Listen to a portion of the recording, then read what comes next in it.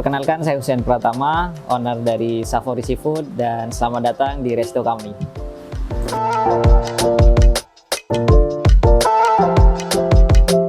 Untuk motivasinya sih sebenarnya sangat banyak ya. Dari faktor dulu saya pernah gagal kuliah di kedokteran dan waktu itu saya diremehkan dari beberapa orang.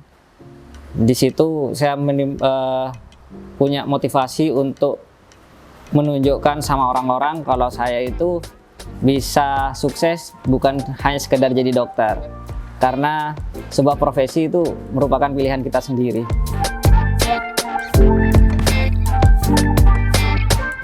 Saya mulai bisnis F&B ini dari tahun 2018, yang awalnya itu saya belajar untuk mengenal dulu dari sekedar membuka hanya seperti depot biasa tentang seafood, dan berubah nama ketika tahun 2018. Waktu itu kenapa saya pilih ganti nama, karena waktu Aneka Seafood kesannya seperti saya harus mengutamakan semua tentang seafood dan harus melengkapi segala macam seafood itu, dan kendalanya di Kota Pamekasan untuk seafood tidak begitu lengkap.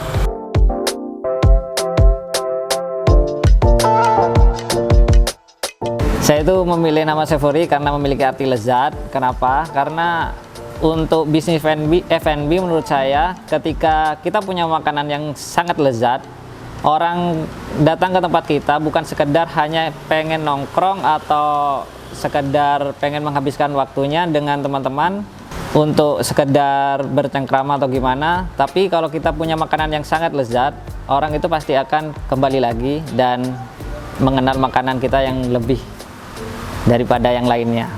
Mungkin seperti itu. Untuk segmen pasarnya sendiri, saya ngambil seluruh segmen pasar. Kenapa? Karena mindset dari seafood itu kesannya semua seafood mahal. Jadi dari menengah ke bawah sampai menengah ke atas saya sasar itu. Solusinya seperti untuk yang menengah ke bawah, saya adakan menu seperti rice bowl dengan harga yang cukup dijangkau dari kalangan siswa dan mahasiswa.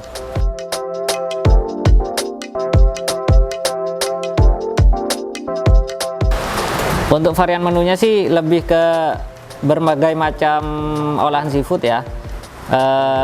Lebih tepatnya ke Chinese food ya. Cuma saya akan merambah ke citra Nusantara seafood, apalagi tentang seafood yang khas dari Madura itu masih belum ada. Mungkin salah satunya ada sih, campur lorcu. Mungkin kalau itu dikembangkan akan menjadi yang lebih baik untuk kedepannya di Madura. Salah satu contoh menunya mungkin kita ada sausnya aja ya, saus lada hitam, asam manis, terus saus padang, dan saus telur asin. Itu sudah bisa diaplikasikan ke berbagai macam seafood yang ada. Dan untuk para penggemar seafood, di sini kita sudah menyediakan kepiting yang dengan kualitas super. Jadi kita juga ada budidaya kepiting di sini, penggemukan kepiting namanya. Untuk varian menu yang paling banyak diminati sebenarnya ada kepiting telur asin, terus ada udang telur asin, terus dari segi nasi goreng kita ada nasi goreng cumi juga banyak diminati. Tapi untuk semua menu sih hampir diminati, karena kita sebagai owner juga harus yakin produk kita yang terbaik.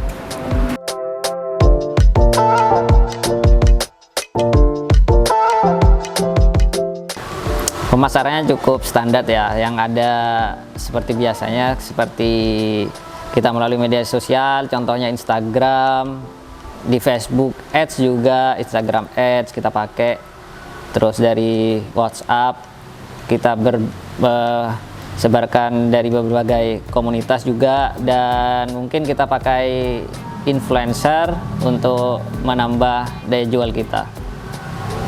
Untuk peningkatan penjualan mungkin kita memainkan beberapa promo ya. Contohnya kayak promo bundling harga atau apalah. Mungkin itu aja.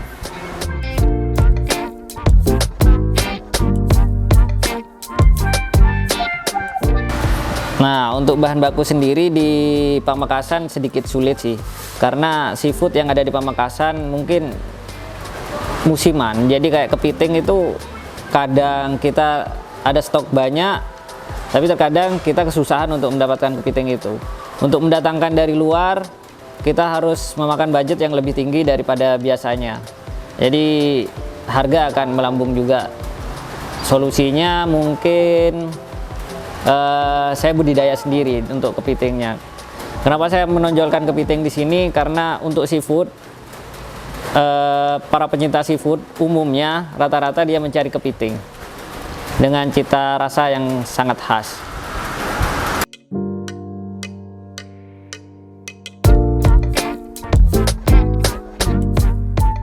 Untuk kendala yang dari faktor luar, mungkin kita dulu pernah beberapa tahun yang lalu kita pernah difitnah, dan fitnah itu sangat berpengaruh untuk kita penjualan menjadi drastis menurun, sehingga kita harus berpikir keras untuk mencari solusi itu. Dan alhamdulillah sekarang dengan adanya fitnah itu tempat kita sudah mulai meranjak seperti awal dan bahkan lebih ramai dari sebelumnya.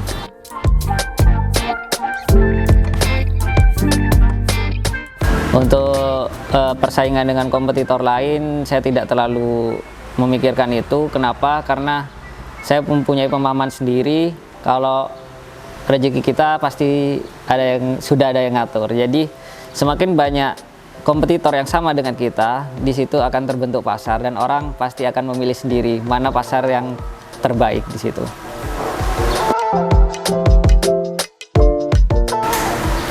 Untuk teman-teman milenial yang pengen usaha, terutama F&B, kita tinggal belajar terus-menerus, karena F&B itu nggak ada matinya.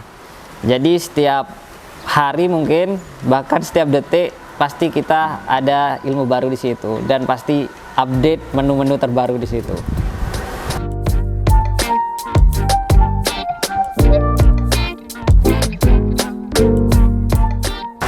Menurut saya sukses sih simple ya. Sukses itu ketika kita sudah bisa membantu orang lain dan kita sudah bisa bermanfaat untuk orang lain, dan tidak pernah merugikan orang lain.